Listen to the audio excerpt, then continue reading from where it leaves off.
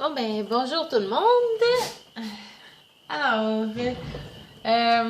donc on est une autre soirée, puis on va poursuivre les explications pour faire un fond de plan. Donc, où est-ce que j'en étais rendue déjà? Je crois que c'était les marches du balcon. J'étais en train de vous expliquer que les lignes qu'on voit ici, 1, 2, 3, 4, 5, c'était les... En fait, c'est les contre-marches. Une contre-marche, c'est quoi? C'est quand, justement... Bon, un petit rappel.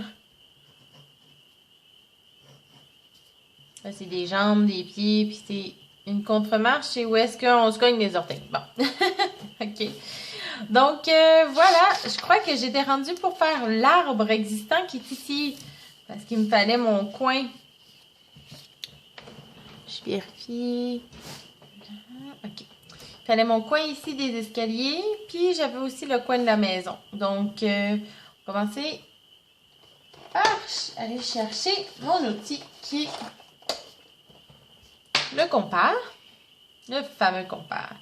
Donc, j'ai besoin de ma règle. 1,75.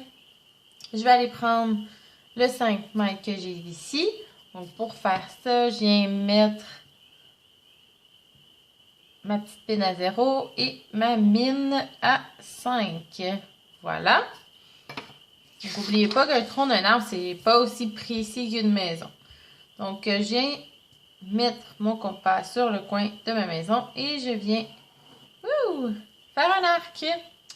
Je viens répéter pour la mesure qui est ici, 3,8. Donc,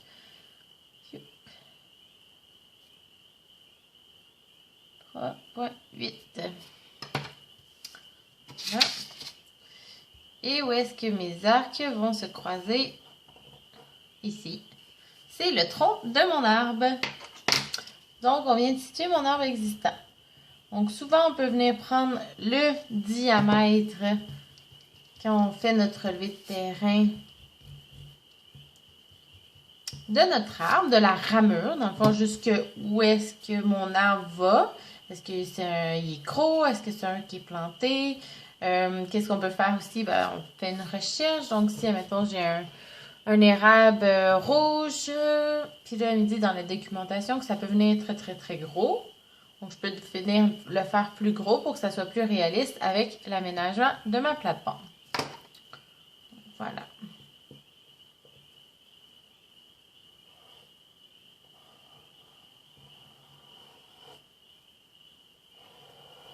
Donc là, j'ai juste fait un cercle, mais il ne faut pas oublier aussi que j'ai un symbole qui vient avec l'arbre existant. Fait dans ce cas-ci, mon symbole, ça va être tout simplement, je vais rajouter des lignes, vu que mon cercle est déjà créé.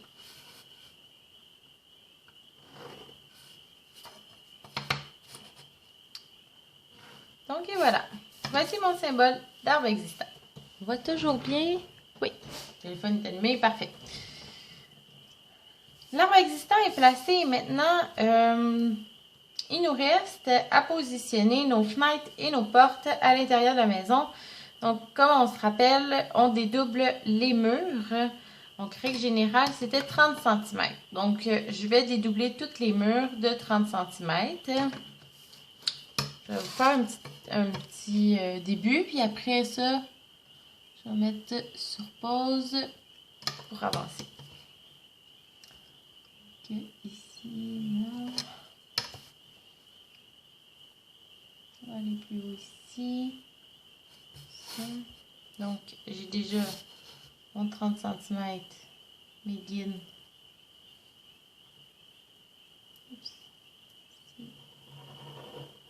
Voilà. Parfait. Et on ici. 30 cm là. Voilà, je vais mettre ça sur pause, puis je vais poursuivre. Et voilà, donc nous sommes de retour. Les lignes, les contours sont faits. Et puis, ben, j'avais déjà mis les guides par rapport aux fenêtres. Donc, j'avais une fenêtre ici de 2,5 mètres qui était située à 1,2 mètres du coin de la maison. c'était ma petite ligne guide ici que je viens dans le fond de tracer un tracé perpendiculaire. Là, c'est sûr, moi, je suis habituée. Fait que là, j'utilise la règle, puis je m'en vais. Voilà, comme bon me semble. Mais sinon, ben, pour aller vraiment avec des lignes droites précises, je peux utiliser KR. Ce qui est mieux. La seule affaire, vous voyez, c'est juste quand je dépasse, ben, ça pogne le coin, puis ça fait un petit crocheron. C'est un petit peu plus touché.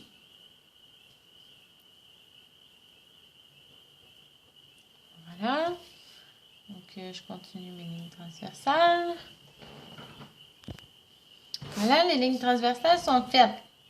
Fait que quand on parlait justement de ligne pleine centrale, c'était une fenêtre de rez-de-chaussée.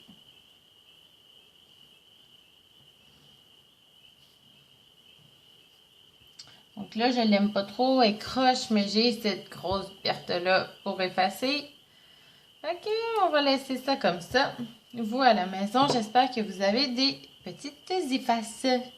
Non, assurez-vous d'en avoir. Pff, il fait chaud. Pour faire la porte, il y avait deux façons de le faire. Soit qu'on le faisait très droite avec un angle. Ben, en fait, très droite avec un arc, je veux dire. Ou sinon, on pouvait la faire aussi cantée. Puis, on va aussi effacer la ligne qui dédouble le mur parce qu'on n'a pas... Justement, on n'a pas de mur, on rentre dans la maison. Donc, et on disait aussi qu'on allait reprendre la même mesure pour faire ma ligne en hauteur. Donc, la largeur était d'1 mètre. La ligne va être d'1 mètre. Voilà. Alors, je peux venir faire un arc. Là, je fais la main levée. Et là, je poursuis pour les fenêtres.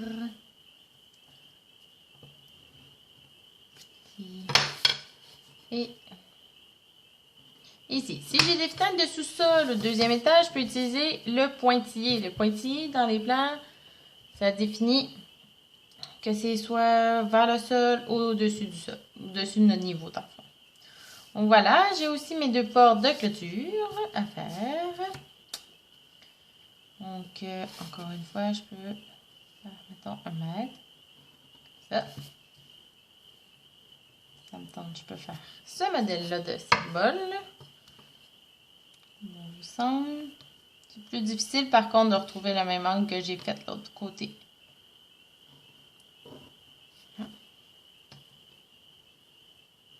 Et voilà. Ok, ici, j'ai ma porte de ma clôture. Comme on disait, on peut on colorie dans le fond l'intérieur des murs. Ça donne du volume à notre plan. Donc vous pouvez le faire avec un crayon foncé si ça vous tente. Ou à la mine. À la mine, qu'est-ce que j'aime moins, c'est quand on passe notre main, ben toute la mine s'efface partout. Sauf qu'à l'encre, il faut faire attention parce que si on a un papier glissant, comme le papier sketch, ça glisse. Là, on a un papier plus absorbant avec ce papier-là. Donc, là, j'ai fait les limites de terrain. Donc, ici, j'ai la rue. Ici, j'ai le fond. Il me reste juste à faire mon cadre autour de mon plan. Donc, je peux me faire un guide. Je peux me donner justement avec ma feuille les lignes guides pour venir faire mon cadrage. Puis là, ici, ben, je peux me laisser de la place parce que si j'ai des choses à écrire comme les noms des végétaux, ben, je vais les écrire à l'intérieur du cadre. Fait que je peux me laisser quand même plus de place. Fait que je vais le mettre. Puis je peux aussi même venir écrire rue Bernard qu'on avait. Donc, mettons un 2 mètres. 2 mètres. Donc, même chose ici, je peux venir m'accoter avec ma limite de terrain à 1 mètre pour faire le cadre.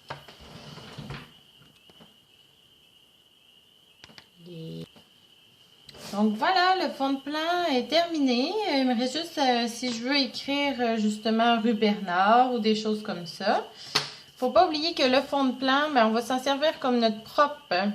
Puis après ça, quand on va vouloir faire notre brouillon, on vient utiliser du papier sketch. Vous pouvez retrouver ça, par exemple aussi. Vous pourrez retrouver ça dans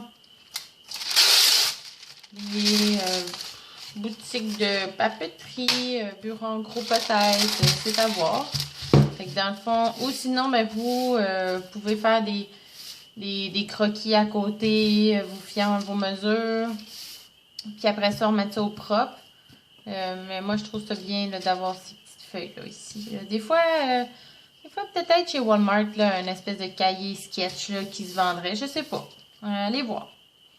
Donc, voilà. Puis après ça, ben, deuxième phase. On a fini la phase 1, donc fond de plan. La deuxième phase, ben, la phase brouillon et recherche des végétaux.